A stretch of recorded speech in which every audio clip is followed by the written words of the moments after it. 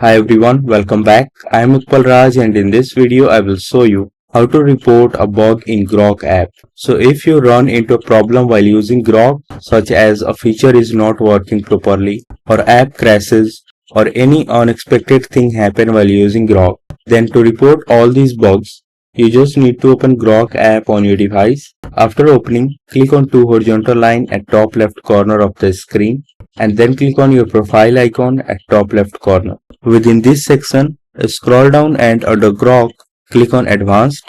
Now just turn on the toggle right to Shake to Report and then shake your iPhone. And after enabling this feature, whenever needed to report any problem, you just need to shake your device and report a problem pop-up appears on your iPhone. Now select the problem and then describe it.